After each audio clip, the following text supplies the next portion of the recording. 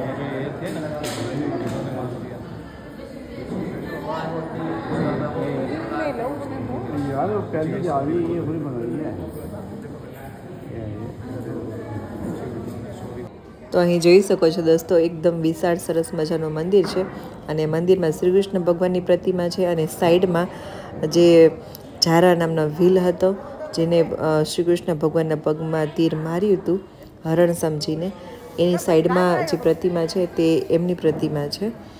અને અહીં સાઈડમાં એક કુંડ આવેલો છે, મંદિરની બાજુમાં જ એક કુંડ આવેલો છે અને બાજુમાં મહાદેવનું સામે જો છે એ મહાદેવનું મંદિર છે અને આગળ બીજા પણ નાના મંદિરો છે। તો પહેલાં આપણે જો મહાદેવના દર્શન કરી લઈએ અને ગૌ માતાઓ પણ ઘણી બધી અહીંયા છે।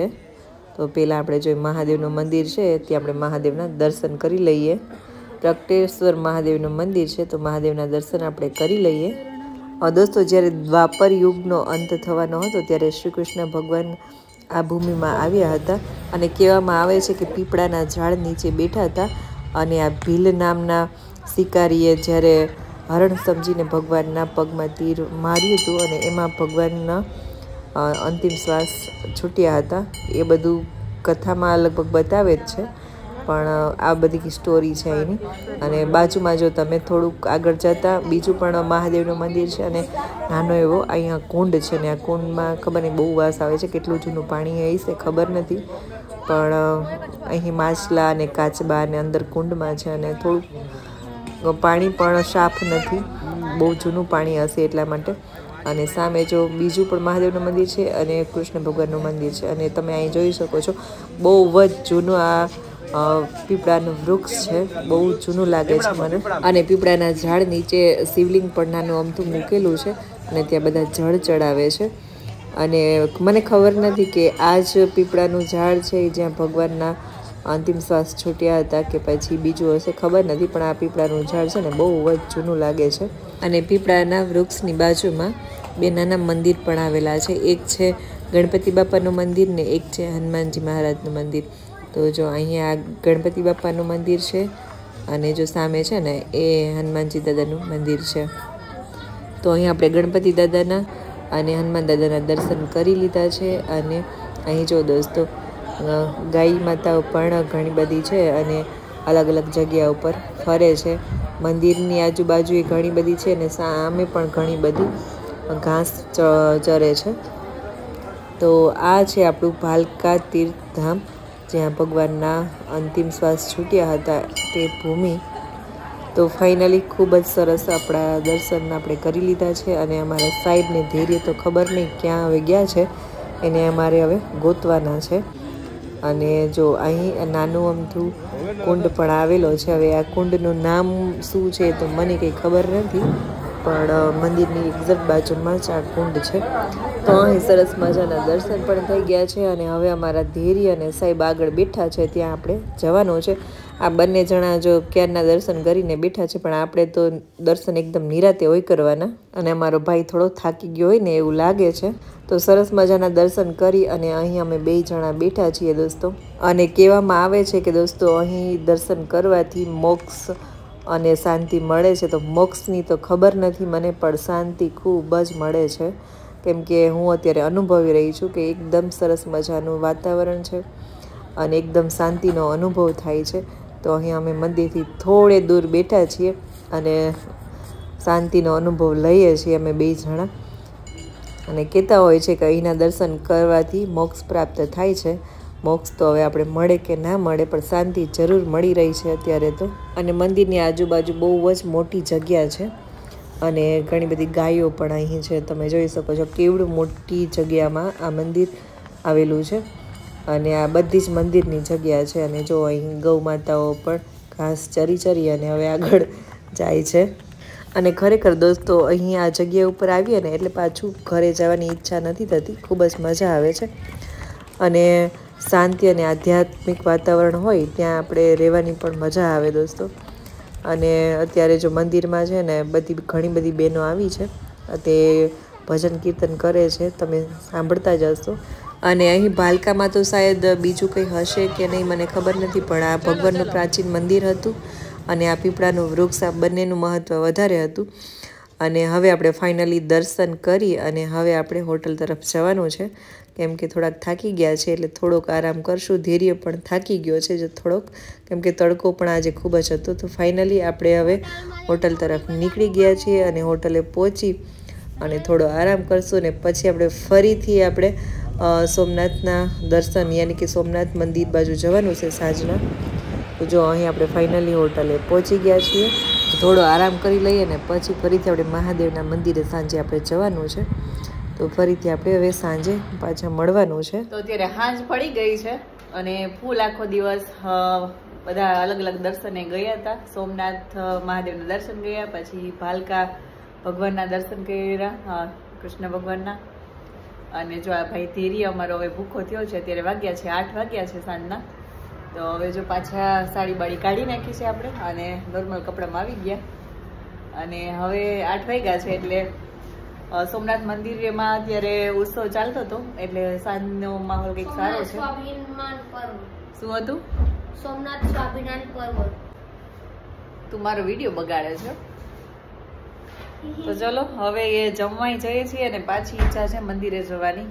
તો મંદિર તરફ જશું અને ભાઈને જમાડવાનું છે તો પેલા જમાડી આવીએ. દોસ્તો અત્યારે સોમનાથમાં છે ને ખૂબ જ મોટો ઉત્સવ ચાલી રહ્યો છે અને અહીં રોડ ઉપર રસ્તા ઉપર ખૂબ જ એકદમ લાઇટ મ્યુઝિક ચાલે છે, ભજન ચાલે છે, કીર્તન ચાલે છે અને એકદમ ધૂમ મચાવે છે. અને તમે જોઈ શકો છો અહીં લાઇટિંગ ને બધું ડેકોરેશન ને અને બહુ જ સોંગ ચાલે છે. એટલે આપણે યુટ્યુબમાં કોપીરાઇટ ન લાગે એટલા માટે મેં અહીં મ્યુઝિક બંધ કર્યું છે અને આપણે ઓરિજિનલ ઓડિયો છે એ અહીં મેં સ્ટોપ કરી દીધો છે. અને અત્યારે અહીં ખૂબ જ ઉત્સવ ચાલી રહ્યો છે તો બધા ભજન કીર્તન અને ક્યાંક રસ્તા ઉપર ગરબા પણ બધા રમી રહ્યા છે. અને ઘણા બધા જ મોટા મોટા રાજકારણી અને મોદીજી પણ આવીને ગયા છે દોસ્તો. અને આજે ઘણા દિવસ થઈ ગયા છે ઉત્સવને. આ અત્યારે સોમનાથમાં લાઇટિંગ જોઈ શકો છો. સાંજના 8:30 વાગ્યા છે અને મસ્ત રોડ ઉપર લાઇટિંગ છે. અને અત્યારે દોસ્તો તમને થતું હશે કે શેનો ઉત્સવ છે, 1000 વર્ષ શેના પૂર્ણ થયાનો ઉત્સવ છે. તો હું તમને જણાવી દઉં કે જે આપણું સોમનાથ મહાદેવનું જૂનું મંદિર હતું તે જૂના મંદિરને ઈસવીસન 1026માં મહમૂદ ગજની દ્વારા એ તોડવામાં આવ્યું હતું અને એને હુમલો કર્યો હતો અને મંદિરને તોડી નાખ્યું હતું. અને કહેવાય છે કે 17 વખત મંદિરને લૂંટ્યું હતું. અલગ અલગ મુગલ રાજાઓએ આક્રમણ કર્યું હતું સોમનાથ મંદિર ઉપર. અને જ્યારે પહેલો હુમલો થયો ત્યારે ઈસવીસન 1026 ચાલતું હતું અને અત્યારે ચાલી રહ્યું છે 2026, એટલે કે 1000 વર્ષ પૂર્ણ થયા છે. અને દોસ્તો આપણે આ માટે ગર્વની વાત છે કે એ 1000 વર્ષ પૂર્ણ થયા છે અને આપણા આ સોમનાથ મંદિરને 17 વખત લૂંટવામાં આવ્યું, ઘણી વખત મંદિરને તોડી નાખ્યું, છતાં પણ અત્યારે અડીખમ સોમનાથ મંદિર પાછું આપણે ઊભું કરી દીધું છે. આપણે આઝાદી મળી ત્યારબાદ આપણે આ નવું મંદિર બનાવવામાં આવ્યું છે અને આપણા હિન્દુ ધર્મની અડગ શ્રદ્ધા, સ્વાભિમાન અને સંસ્કૃતિનું પ્રતીક છે. તો એટલા માટે અહીં 1000 વર્ષ પૂર્ણનો સ્વાભિમાન પર્વ ઉત્સવ મનાવવામાં આવી રહ્યો છે. અને અહીં ઘણા બધા જ મોટા મોટા નેતાઓ, મોટા મોટા કલાકારો અને ખાસ કરીને મોદીજી પણ આવીને ગયા છે. અને ઘણા દિવસ થઈ ગયા, અઠવાડિયા જેવો અહીં આ ઉત્સવ ચાલી રહ્યો છે અને અઠવાડિયા જેવો ટાઈમ થઈ ગયો છે. અને જો અહીં મંદિરની એક્ઝેક્ટ સામે બધા જ ગરબા એકદમ કરે છે અને ગરબા પણ વાગી રહ્યા છે. સાથે સાથે હું ને ધૈર્ય પણ ગરબામાં મંડાઈ ગયા હતા. દોસ્તો અત્યારે મંદિરમાં ડાયરો ચાલી રહ્યો છે અને આપણે ડાયરામાં જવું હતું, પણ અહીં ફોન જમા કરાવવા આવ્યા અને ત્યાં ફોન જમા કરાવવામાં ત્યાં અંદર કહે છે કે 10 વાગે બધું બંધ થઈ જશે, એટલે તમારે 10 વાગ્યા પહેલાં ફોન કલેક્ટ કરી લેવાના, વરના સવારે મળશે સીધા. તો અહીં આપણે જો ફોન જમા કરાવ્યા નહીં અને આપણે હવે નથી જવાનું અંદર, કેમ કે ઓલરેડી 9:30 તો વાગી જ ગયા હતા. અડધી કલાકમાં તો શું જવું. પછી બાજુમાં જ અહીં શોપિંગ બજાર હતી, શોપિંગ સ્ટોલ બધા હતા, તો આપણે શોપિંગ માટે આવી ગયા છે. તો જો અહીંયા બુક સ્ટોર છે. મારે આ બુક જે શિવમાળાની બુક છે એ ઘણો ટાઈમથી મારે લેવી હતી, તો ફાઇનલી મને અહીંયા આજે મળી ગઈ છે. તો અહીં આપણે બુકનું થોડુંક કલેક્શન છે, તો આપણે બુકો લીધી થોડી અને પછી આપણે સ્ટોલ ગોતી લીધો. પૂજાનો જે સ્ટોલ હતો સરસ મજાનો, ત્યાં આપણે જતા રહ્યા છે. અને અહીંથી આપણે શિવલિંગ લેવાનું હતું. મારા ઘરમાં ઓલરેડી શિવલિંગ છે જ, પણ આ મારે બીજા ઘર માટે શિવલિંગ લેવાનું હતું. તો અહીં જો ઘણા બધા શિવલિંગો હતા, એમાંથી હું ચોઈસ કરું છું કે કયું મારે લેવું છે. અત્યારે આપણે સોમનાથ આવ્યા છીએ, તો અમારા સાહેબ કહે છે કે અત્યારે સોમનાથ આવ્યા છીએ તો સોમનાથ મહાદેવ જ લઈ લે, કેમ કે અમારા ઘરમાં જે છે નર્મદેશ્વર મહાદેવનું શિવલિંગ છે અને અહીંથી આપણે સોમનાથ મહાદેવનું હવે શિવલિંગ લીધું છે. અને આમ પણ મને મહાદેવમાં થોડીક વધારે રુચિ છે. તો ફાઇનલી સ્ટોલમાંથી આપણે મહાદેવનું શિવલિંગ લઈ લીધું અને બુકો લઈ લીધી અને થોડી ઘણી પૂજાપાની વસ્તુઓ લઈ લીધી. અને હવે આપણે આગળ જમવા માટે જવાનું છે. મારો ધૈર્ય ક્યારનો હવે ભૂખો થઈ ગયો છે સાહેબ, તો હવે એને જમાડવા માટે આગળ જવાનું છે. અને આ બધા પૂજા સ્ટોલ છે અને ખૂબ જ સારી એવી વસ્તુઓ હતી, એટલે આપણે પૂજાની શોપિંગ કરી લીધી છે. બીજું તો કંઈ લીધું નથી, પણ બુક અને આ બધી પૂજાપાની વસ્તુઓ હતી એટલે આપણે એની શોપિંગ કરી લીધી. તો અહીં આપણે જમવા માટે પણ આવી ગયા છે અને બાજુમાં ઘણા બધા ફૂડના સ્ટોલો પણ લાગેલા હતા, એટલે અહીં આપણે સ્ટોલ ઉપર જ ફૂડના સ્ટોલ ઉપર જ બેસવાનું છે, કેમ કે હોટલે જશું અને ત્યાંથી આપણે જમવા જશું તો કાફી લેટ થઈ જશે, કેમ કે અત્યારે 11 જેવો ટાઈમ થઈ ગયો છે, કાફી લેટ થઈ ગયું છે. તો આપણે અહીં હવે ફાઇનલી જમી લેવાનું છે. તો મારા ધૈર્યએ તો ઓર્ડર કરી દીધો હતો. ભાઈ છે ને ખાવામાં તૂટી જ પડ્યો છે, હજી એના તો નૂડલ્સ મંચુરિયન આવ્યા નથી. મારી થાળીમાં સાહેબની થાળીમાં મંડાઈ પડ્યો છે. ભાઈને ગરમ લાગે છે ને તો એ ખાઈ છે. તો જો અહીં હવે સરસ મજાનું મસ્ત ડિનર આવી ગયું છે. તો ચલો હવે આપણે જમી લઈએ ફાઇનલી.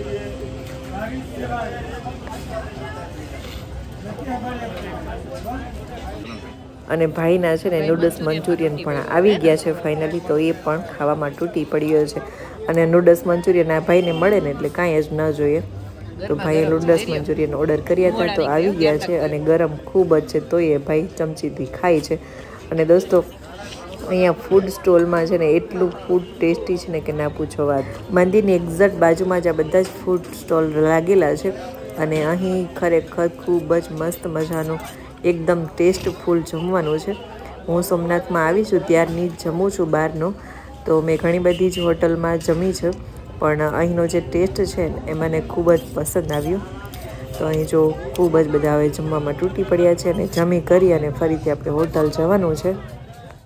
તો ફાઇનલી જમી કરી અને રૂમે પહોંચી ગયા છીએ અને અમારા ભાઈને તો જો ઊંઘ ઉડી ગઈ છે અત્યારે, ખૂબ જ ઠેકડા મારે છે. અને અમારા સાહેબ છે ને ટીવી જોવા બેસી ગયા છે ને અત્યારે રાતના 12 વાગ્યા છે અને 12 વાગ્યા જો બંને જણાને ઊંઘ ઉડી ગઈ છે. મને તો ખૂબ જ ઊંઘ આવે છે કેમ કે આખો દિવસ ફર કર્યા છે ને એટલે આપણે તો થાકી ગયા છે. તો ચલો હવે આપણે સુવા તરફ જશું. અને દોસ્તો આજનો આ બ્લોગ આપણો ખૂબ જ મોટો થઈ ગયો છે, તો આપણે ફરી મળીશું કાલે. તો આવજો, જય શ્રી કૃષ્ણ.